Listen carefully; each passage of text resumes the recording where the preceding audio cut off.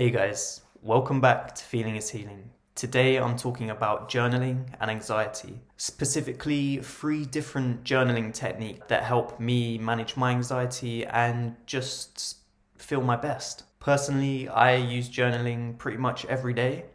I love it. It just does such a good job at allowing me to de-stress and even allowing me to transform my perspective, to see things from a new angle, which in turn helps me to feel better.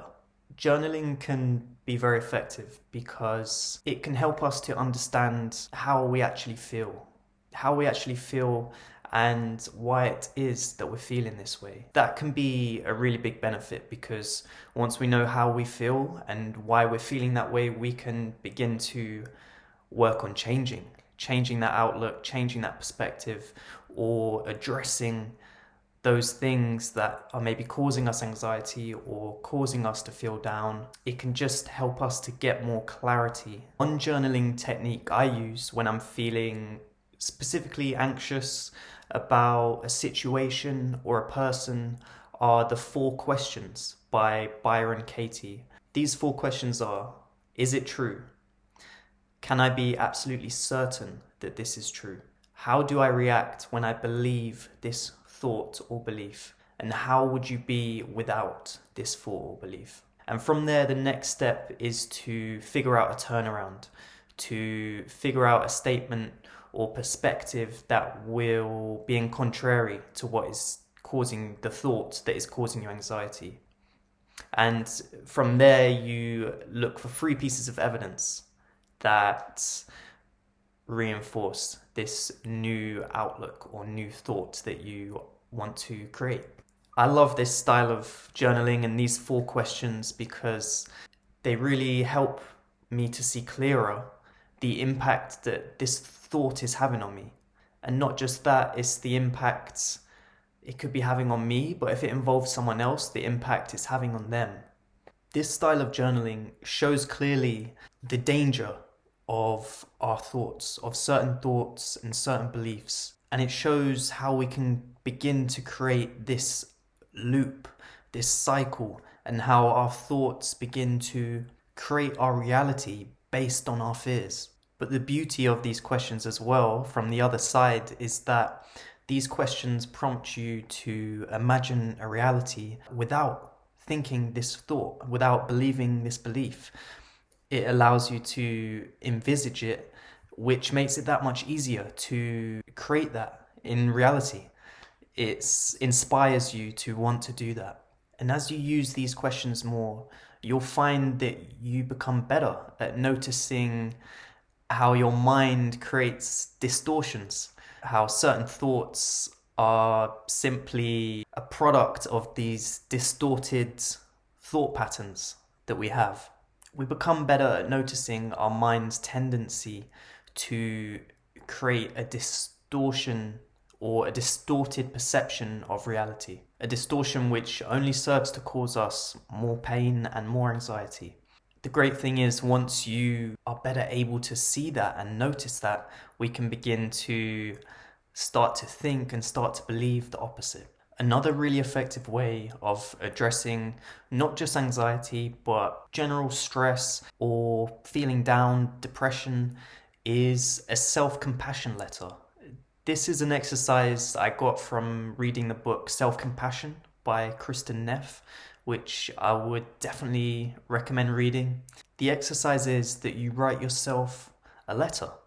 You write it as if it was coming from a loving family member or very close, caring, loving friend, and you really put emphasis on supporting yourself and on being compassionate towards yourself. You want to recognize that things are hard and you're entitled to feel the way that you do, that this is something that is universal. Everyone feels this way sometimes. Every single person feels this way. It's simply part of being human. Yet also to remind yourself to have mindfulness around the situation, to be mindful of how you feel, to be mindful of the situation itself, but not to be wholly consumed by it, to advise yourself to take a step back, to see it more clearly, to simply say, this is what I'm faced with, It is tough, it is hard. However, how I feel about this situation, I won't feel this way forever. Remind yourself of the impermanence of things, the impermanence of feelings, of thoughts. They're here one minute, they're gone the next. I realize some situations take longer to resolve, but to remind yourself it's just a season. I would advise writing these letters in second person because then it feels like someone else is writing it to you, and I've found it can have a stronger effect that way. So yeah, you just want to write yourself a letter and really just give yourself all the love and support and encouragement that you need, and to really focus on those things, and you will notice that you feel a lot better and a lot less anxious. The third method of journaling that I use is gratitude journaling. Now, journaling for gratitude can work wonders for our mental state, whether you are anxious or if you are depressed. The one caveat I would say is if you are at a very heightened level of anxiety, I wouldn't start with gratitude journaling. I would maybe use one of the other two techniques that I mentioned first. Having time each day to focus on feeling grateful can be so powerful in affecting our mental state in a positive way.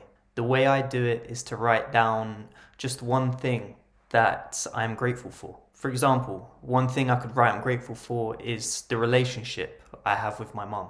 And from there, I focus on 5 reasons why I'm grateful for it. I'm so grateful for the relationship I have with my mom because whenever we speak on the phone, I always have this amazing feeling of being loved and cared for. The trick is to always focus on the feeling. You want to really focus on the feeling of gratitude or why you're so grateful for it. It makes me feel so loved and cared for, which brings me such a warm feeling of joy.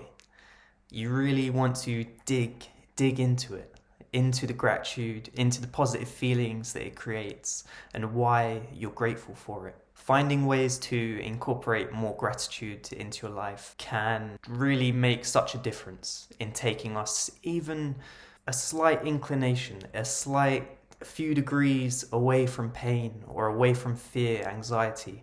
Even if it doesn't take it away entirely, it can help give us some respite. It can give us a bit of perspective where we're focused on something else. We may come back to see whatever it is that we're anxious about from a new light or from a slightly different perspective. And that wraps it up for 3 journaling techniques to reduce anxiety. Thank you so much for watching, guys. Do hit the like button if you enjoyed the video and subscribe if you are new. Let me know down in the comments if you have a journaling practice and what works for you.